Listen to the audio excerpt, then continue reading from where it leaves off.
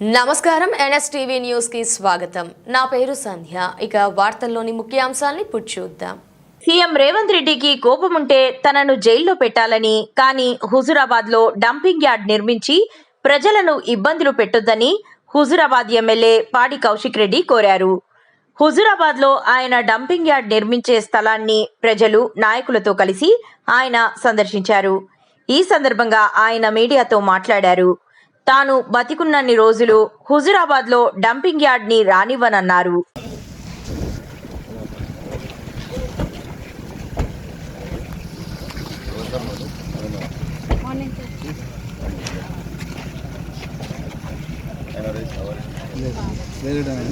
Exam centre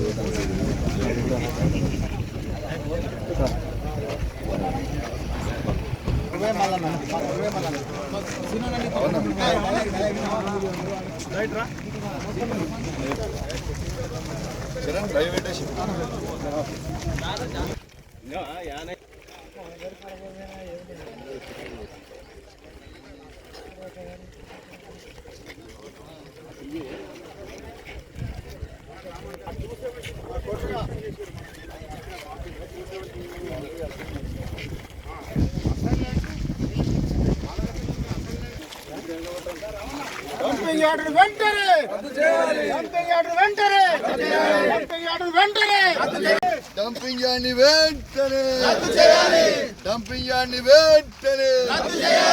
dumping yard వెంటనే dumping yard వెంటనే dumping yard వెంటనే డంపింగ్ యార్డ్ వెంటనే ఇక్కడ ఈ గుంతలు తీసారు కదా, డిబిఆర్ వాళ్ళు తీసారు. దీన్ని కూడపడం కోసం 10 ఎకరాలు వర్కౌట్ కాదని వాళ్ళు డిసైడ్ చేసి టెండర్ వేయలేదు. మళ్ళీ తర్వాత ఏంటంటే 100 ఎకరాలు అయితేనే వర్కౌట్ అవుతుందని ఒక ఆలోచన గవర్నమెంట్. 100 ఎకరాలకి మరి కలెక్టర్ వరంగల్లో చెప్పిపోయిండు అనేది క్లియర్గా జియో రాసి రిలీజ్ చేసి అంటే మీకు ఐడియా ఉండడానికి చెప్తున్నాను నేను. పెట్టింది చెప్పి క్లియర్గా ఉన్నది ముఖ్యమంత్రి ఆదేశాల మీద అని చెప్పి కొంత మంచి రోజు ఏం చదువుతున్నారు అడ్వో కలెక్టర్ ఇచ్చినట్టు తెలిసింది. మళ్ళీ నెక్స్ట్ టెండర్ లేదు, సెకండ్ టెండర్ కూడా అయిపోయింది. సెకండ్ టెండర్ కాల్ ఆఫ్ చేస్తే ఎవరు రాలే. టెండర్ నెగోషియబుల్ చేశారు. నెగోషియబుల్ అంటే టైం ఎక్స్టెండ్ చేశారు, అయినా కూడా ఎవరు రాలేదు. రాకపోతే కాగు ద్వారా కానీ సివిసి ద్వారా అండ్ ఆడిట్ జనరల్ ఉంటారు కదా, వాళ్ళ ద్వారా కూడా చెయ్యాలి. లేకపోతే ఎగ్జిక్యూషన్ ఆఫ్ ఇక్కడ లోకల్ బాడీ ఉంటుంది కదా, కానీ పీసీబీ అసలు ఎవరు రాలేదు. అంటే పొల్యూషన్ కంట్రోల్ బోర్డు ఎవరు రాలేదు, ఏ రైతులు సంప్రదించలేదు. కన్సర్నింగ్ గ్రామ పంచాయతీ వారిని కూడా ఎవరిని కూడా అడగలేదు, కనీసం ఒక్క మనిషిని కూడా అడగలేదు. వీళ్ళు వచ్చుంటూనే మున్సిపాలిటీ వాళ్ళు ముద్ర వేసి పంపించేసారు. ఎట్లా వచ్చి పబ్లిక్ హియరింగ్ కంపల్సరీ పెట్టాలి కదా. ఇలాంటి మున్సిపాలిటీ సంబంధం లేదు. స్పెషల్ ఆఫీసర్ కూడా పెట్టలేదు. ఎవరు పెట్టారు? ఎంఆర్ఓనే పంపిండు. MRO to RDO 2 copy municipality దీనికి సంబంధం లేదు అన్న. వాయిస్ తప్పుతున్నది మార్కెట్ లో. మున్సిపల్కు సంబంధం లేదు, మున్సిపల్ ఆఫీస్కి లేదు. సిడిఎంఏ పోయింది, సిడిఎంఏ పోవచ్చు. ఏది మరి డేట్ అదే ఉంది, డేట్ తప్పు ఉందా? ఇప్పుడు మన ఎలక్ట్రానిక్ మీడియా, ప్రింట్ మీడియా మిత్రులందరికీ కూడా నమస్కారాలు తెలియజేస్తా ఉన్నాను. ఇలా హుజురాబాద్లో ఇలా డంపింగ్ యార్డ్ అనేది తీసుకొని వచ్చి కరీంనగర్ జిల్లాలో ఉన్న చెత్త మొత్తం హుజురాబాద్లో డంప్ చేస్తామని, హనంకొండ వరంగల్లో ఉన్న చెత్త అంతా తీసుకొచ్చి హుజురాబాద్లో వేస్తామని ఇలా ప్రభుత్వం ఒక నిర్ణయం తీసుకొని ముందరకు పోతా ఉంది. దీన్ని మేము తీవ్రంగా వ్యతిరేకిస్తా ఉన్నాం. ఒకటి మీరు గుర్తుపెట్టుకోవాలా, ఇది ప్రజల జీవిత సమస్య. ప్రజలు ఇలా ఈడ కోరుకుంటుంది డంపింగ్ యార్డ్ వద్దని. నేను అసెంబ్లీ సాక్షిగా ముఖ్యమంత్రి గారి దృష్టికి తీసుకుపోవడానికి, అసెంబ్లీ సాక్షిగానే ముఖ్యమంత్రి గారికి నేను చెప్పడం జరిగింది. దయచేసి మీరు మా డంపింగ్ యార్డ్ని హుజురాబాద్లో పెట్టొద్దు, మా హుజురాబాద్ ప్రజల్ని ఇబ్బంది పెట్టొద్దు, దయచేసి మీకు దండం పెట్టి చెప్తా ఉన్నాను, ఈడ మీరు పెట్టొద్దని నేను వారిని డిమాండ్ చేసిన. అయితే ఒక్కటి నేను రిక్వెస్ట్ చేస్తున్నా ఏంటంటే, గౌరవ ముఖ్యమంత్రి గారు, మీకు నా మీద కోపం ఉంటే నా మీద నన్ను ఉరిదీయదు, ఏం పర్వాలేదు, లేదు జైలు పంపుతారంటే పెట్టు. కానీ మా హుజురాబాద్ ప్రజల్ని ఎందుకు ఇబ్బంది పెడుతున్నారని మేము అడుగుతా ఉన్నాం. ఇలా ఒక్కటే నేను అడిగేది, మీరు గుర్తుపెట్టుకోవాలి, హుజురాబాద్ గడ్డ అంటేనే పోరాటాల అడ్డా అనేది ముఖ్యమంత్రి గారు మర్చిపోద్దని నేను విజ్ఞప్తి చేస్తా ఉన్నాను. ఇలా తెలంగాణ ఉద్యమం కూడా, ఇలా తెలంగాణ వచ్చింది అంటే కూడా ప్రత్యేక కారణమైంది హుజురాబాద్ నియోజకవర్గ ప్రజలు, పాత కమలాపూర్ నియోజకవర్గ ప్రజలు. ఇలా పోరాటం అనేది మాకు కొత్త కాదు. ఎట్టు పరిస్థితిలా మేము మాత్రం ఇక్కడ మీరు తీసుకొచ్చి పెడతామంటే మేము ఊకోము. ఇక కొందరు బురదలు జల్లుడు ఇదంతా రాజకీయాలు వద్దు, దయచేసి అందరు కూడా సహకరించండి.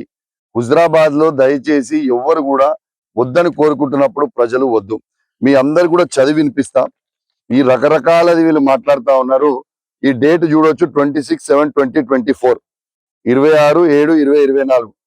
I invite kind attention to reference cited and submitted that the collector Karimnagar has informed that the director of municipal administration informed that the honorable chief minister during visit to Warangal has emphasized the need for establishing waste to energy plants on cluster approach in Huzurabad. ముఖ్యమంత్రి గారు హుజురాబాద్ లో ఇది పెట్టాలని clear గా రాసి ఇచ్చిన copy ముఖ్యమంత్రి గారు చెప్తారు. వాళ్ళ ఆదేశం మేరకు మేము చేస్తున్నామని అధికారులు ఇచ్చిన క్లియర్ గా కాపీ మీ అందరికి కూడా నేను చూపిస్తా ఉన్నాను. అయినా ఇందులో రాజకీయాలు అవసరం లేదు. ఈ పార్టీ ఆ పార్టీ అనేది రాజకీయాలు అవసరం లేదు. మాకు కావాల్సింది ప్రకటన. మీరు హుజురాబాద్ లో డంపింగ్ యార్డ్ అనేది క్యాన్సిల్ చేసిరు అనేది మాకు కావాల్సింది ప్రకటన. దయచేసి దాన్ని వెంటనే ప్రకటించాలని ఈ ప్రభుత్వాన్ని నేను డిమాండ్ చేస్తా ఉన్నాను మా హుజురాబాద్ నియోజకవర్గ ప్రజల పక్షాన. ఇలా స్వయంగా ఆ రోజు అసెంబ్లీలో చెప్పిన, ఇలా స్వయంగా సైట్ మీదకే వచ్చి మొత్తం హుజురాబాద్ లో ఉన్న ప్రజలతో పాటు ఇలా మీడియాను కూడా తీసుకొని వచ్చి ఇలా డంపింగ్ యార్డ్ సైట్ మీద నుంచే చెప్తా ఉన్నాను. ఇలా 3వ తారీఖుని మేము బంద్ని పిలుపునిచ్చినాం. ఇలా దయచేసి ఆ బంద్ పిలుపు కూడా ఎవరిని కూడా ఇబ్బంది పెట్టుడు కాదు.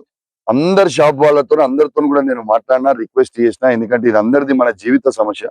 దయచేసి ఒక్కరోజు మనం నిరసన తెలియజేసే బంద్కి ప్రకటన వస్తుందని నేను భావిస్తా ఉన్నాను. లేదు, ఏది ఏమైనా సరే నేను మీకు ప్రకటన చేసిన రేపు ఖచ్చితంగా బంద్ పిలుపుకి దయచేసి అందరు కూడా, అన్ని పార్టీలు, జేఏసీ వాళ్ళని కూడా నేను విజ్ఞప్తి చేస్తా ఉన్నాను. జేఏసీ వాళ్ళు కావచ్చు, బీజేపీ వాళ్ళు కావచ్చు, కాంగ్రెస్ వాళ్ళు కావచ్చు, ఏ పార్టీ, సిపిఐ కావచ్చు, సిపిఎం కావచ్చు, ఇంక ఏ పార్టీలు ఉన్నా కూడా పార్టీలకి అతీతంగా దయచేసి రేపు బంద్ని సక్సెస్ చేయాలి. దీంట్లో రాజకీయాలు అవసరం లేదు. నేను ఈ సక్సెస్ చేస్తే ప్రభుత్వానికి మనం అందరం ఎంత సీరియస్ ఉన్నాము అనేది మెసేజ్ కూడా ప్రభుత్వానికి పోతుందని కూడా నేను విజ్ఞప్తి చేస్తా ఉన్నాను. నేను పోలీస్ మిత్రులకు కూడా నేను విజ్ఞప్తి చేస్తా ఉన్నాను. దయచేసి మీరు కూడా సహకరించాలి. మేము శాంతియుతంగానే రేపు బంద్ చేస్తాము. ఏమి వైలెన్స్ చేసేది లేదు, ఏమి చేసేది లేదు. శాంతియుతంగానే బంద్ పిలుపునిచ్చినాం, శాంతియుతంగానే బంద్ చేస్తాం. దయచేసి మీ అందరి సహాయ సహకారాలు ఖచ్చితంగా ఉండాలని నేను విజ్ఞప్తి చేస్తా ఉన్నాను. దీంతో పాటు ఎందుకంటే మీరు కూడా కరీంనగర్ జిల్లా వాసులు, పోలీసులు చాలా మంది ఉన్నవాళ్ళు, రేపు మీకు కూడా ఇబ్బందే కదా. ఇక్కడ డ్యూటీ చేసిన ప్రతి పోలీస్ ఆఫీసర్ కి కూడా ఈ గాలి పీల్చుకోవడం వల్ల మీకు కూడా ఇబ్బంది అవుతుంది. కాబట్టి మీరు తప్పకుండా సహకరించాలని విజ్ఞప్తి చేస్తాను. నిన్ననే పోలీస్ మిత్రులతో మాట్లాడి కూడా వాళ్ళకు నేను చెప్పడం జరిగింది. అందరి షాప్ ఓనర్స్, అధ్యక్షులు, అన్ని రకాల షాప్స్ ఉన్నాయి, వాళ్ళ అధ్యక్షులు అందరితో కూడా నేను మాట్లాడి వాళ్ళని కూడా రిక్వెస్ట్ చేయడం జరిగింది. వాళ్ళు కూడా అందరు కూడా సహకరిస్తామని చెప్పారు. రేపు మెడికల్ షాపులు, హాస్పిటల్ తప్పితే అన్ని కూడా బంద్ ఉండాలని నేను దయచేసి మీ ద్వారా హుజురాబాద్ ప్రజల్ని విజ్ఞప్తి చేస్తా ఉన్నాను. మళ్ళీ ఇది కూడా చెప్తా ఉన్నాను, 3వ తారీఖుకి ఖచ్చితంగా బంద్ ఉంటది. వాళ్ళ ప్రకటన రాకపోతే మాత్రం 7, 8 తారీఖు జేఏసీ ఆధ్వర్యంలోనే ఆ దీక్ష శిబిరంలో నేను ఖచ్చితంగా కూర్చుంటా అని కూడా, ఆడ 7, 8 కూర్చుంటా అని కూడా విజ్ఞప్తి చేస్తాను.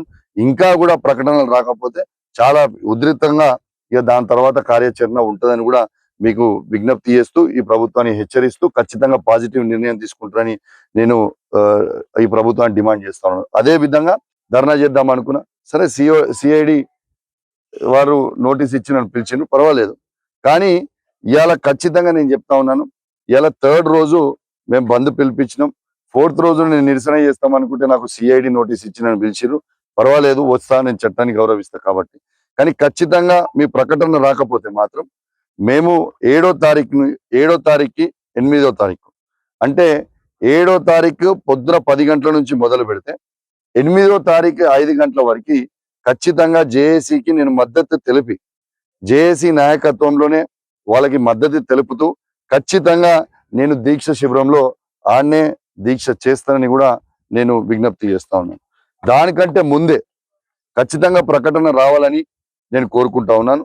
ఎటు పరిస్థితిలో దీన్ని క్యాన్సిల్ చేపిరి, దీంట్లో రాజకీయాలు చేయకండి, వెంటనే దీన్ని క్యాన్సిల్ చేపియాలని నేను విజ్ఞప్తి చేస్తా ఉన్నాను. నిజంగా ఇక్కడ డంపింగ్ యార్డ్ వస్తే రేపు పరిస్థితి ఏంది మనది? రేపు నిజంగా ప్రజలము మనందరం, ఇక్కడ ఉన్న వాళ్ళందరం, నిల్చున్న వాళ్ళందరం రేపు గాలి ఊపిరి పీల్చుకోవడానికి కూడా కష్టమయ్యే పరిస్థితి, గాలి పీల్చుకోవడానికి కూడా కష్టమయ్యే పరిస్థితి, వ్యవసాయానికి కష్టమైన పరిస్థితి, రేపు మంచినీళ్లు తాగడానికి కష్టమైన పరిస్థితి, పశువులకి నీళ్లు తాగడానికి కష్టమైన పరిస్థితి, అన్నిటికీ కూడా చాలా కష్టమైన పరిస్థితి. దయచేసి ఇది ఏమైనా ఉంటే ఏడన్నా వేరే దగ్గరికి షిఫ్ట్ చేసుకోండి. మీ ఇష్టం, ఎక్కడుందో ల్యాండ్, మస్తు ల్యాండ్లు ఉన్నాయి, మస్తు జంగళ్ళు ఉన్నాయి. ఏదైనా షిఫ్ట్ చేసుకోదలుచుకుంటే ఆడ షిఫ్ట్ చేసుకోరు. ఫస్ట్ మనుషుల ప్రాణాలు ఇంపార్టెంట్ కదా. మనుషుల ప్రాణాలు అనేటివి పోతే ఇది ఏం పద్ధతి? ఇలా జవహర్ నగర్ లో మొన్న పెట్టినందుకే మా మల్లారెడ్డి గారు లబోదిబో మొత్తుకుంటా ఉన్నారు. ఇలా ఎట్టు పరిస్థితిలో మేము కూడా దీన్ని అసలు ఒప్పుకునే ప్రసక్తి లేదు. నేను దయచేసి కాంట్రాక్టర్లకు కూడా విజ్ఞప్తి చేస్తా ఉన్నాను, వీళ్ళు ప్రభుత్వం టెండర్లు కాల్ ఫార్ చేస్తుంటే ఎవరు కూడా దాంట్లో మీరు పార్టిసిపేట్ చేయొద్దు. రేపు కాంట్రాక్టర్లు ఎవరైనా పార్టిసిపేట్ చేసినా రేపు మా హుజురాబాద్ ప్రజలు మొత్తం కూడా తిరగబడతారు. మీకు క్లారిటీగా చెప్తున్నాం.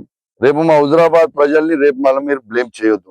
మీరు రేపు అనుకుంటుండొచ్చు అది చేసి వందలాది మంది పోలీసులు పెడితే, మీరు గుర్తుపెట్టుకోండి, మీరు 100 మంది పోలీసులను పెడితే మేము 10,000 మంది ఉంటాం. మీరు ఆపలేరు పోరాటాన్ని, గుర్తుపెట్టుకోండి. ఇలా ఏదో ఒక్కరిని ఇద్దరితో చేతులు లేదు. ఇది మా హుజురాబాద్ మండలము పట్టణం ప్రజలు కలిసి మేము 1,00,000 మంది ఉంటాము. ఎంతమందితో ఆపుతారు?